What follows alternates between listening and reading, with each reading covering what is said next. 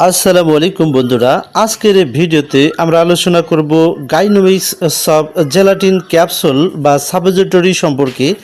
এটি কি কাজে ব্যবহার করা হয়, এর উপাদানগুলো কি, কিভাবে ব্যবহার করতে হয় এবং ব্যবহার করার সময় কি কি সতর্কতা মেনে চলতে হবে, এসব বিষয়ে সহজ ভাষায় জানাবো আজকের এই ভিডিওতে। ভিডিওটি শুরু করার আগে বলে রাখি, এটি শুধুমাত্র শিক্ষামূলক ও তথ্যভিত্তিক ভিডিও।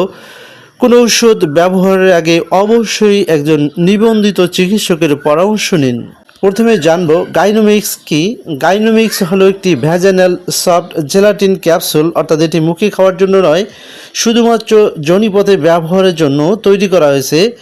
প্যাকেটের গায়ে স্পষ্টভাবে উল্লেখ করা রয়েছে not to be taken orally only for vaginal use, অর্থাৎ ভুল করেও এটি মুখে খাওয়া যাবে না।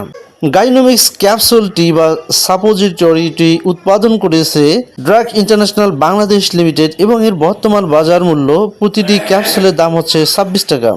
এবারে জানবো গাইনোমিক্স এর উপাদান। এই ক্যাপসুলে সাধারণত থাকে নিউমাইসিন সালফেট এবং পলিমাইক্সিন বি সালফেট, এছাড়াও নাইস্টাটিন এবং এর সাথে রয়েছে মেট্রোনিডাজল।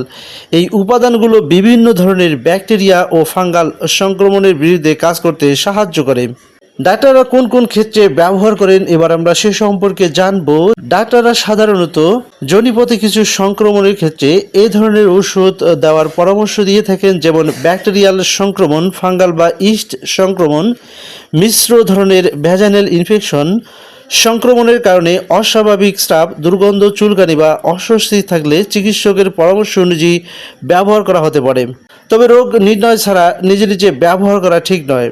কিভাবে ব্যবহার করতে হবে, এবার আমরা সে সম্পর্কে জানবো। সাধারণত চিকিৎসকের নির্দেশনা অনুযায়ী রাতে ঘুমানোর আগে ক্যাপসুলটি বা সাপোজিটরিটি যোনিপথের ভিতরে প্রবেশ করিয়ে দিতে হবে। ব্যবহারের আগে হাত ভালো করে ধুয়ে নিতে হবে। নির্দেশনা অনুযায়ী ক্যাপসুল ব্যবহার করতে হবে। নির্ধারিত কোর্স সম্পন্ন করতে হবে। তবে সঠিক ডোজ ও ব্যবহারের সময়কাল রোগীর অবস্থার উপর নির্ভর করে ভিন্ন হতে পারে। সম্ভাব্য পার্শ্ব প্রতিক্রিয়া। সব ওষুধের মতো গাইনোমিক্স ব্যবহারের পরেও কিছু পার্শ্ব প্রতিক্রিয়া দেখা দিতে পারে, যেমন হালকা জ্বালা পড়া, অস্বস্তি, চুলকানি, সাময়িক জ্বালা অনুভূত করা।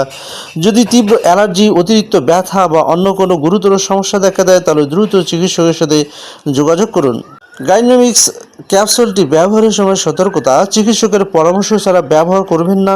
নির্ধারিত ডোজের বেশি ব্যবহার করবেন না। মুখে খাবেন না এবং গর্ভাবস্থায় এবং স্তন্যদানকালীন অবস্থায় ব্যবহার করার আগে অবশ্যই চিকিৎসকের পরামর্শ নিন এবং সবসময় এই ওষুধটি শিশুদের নাগালের বাইরে রাখুন।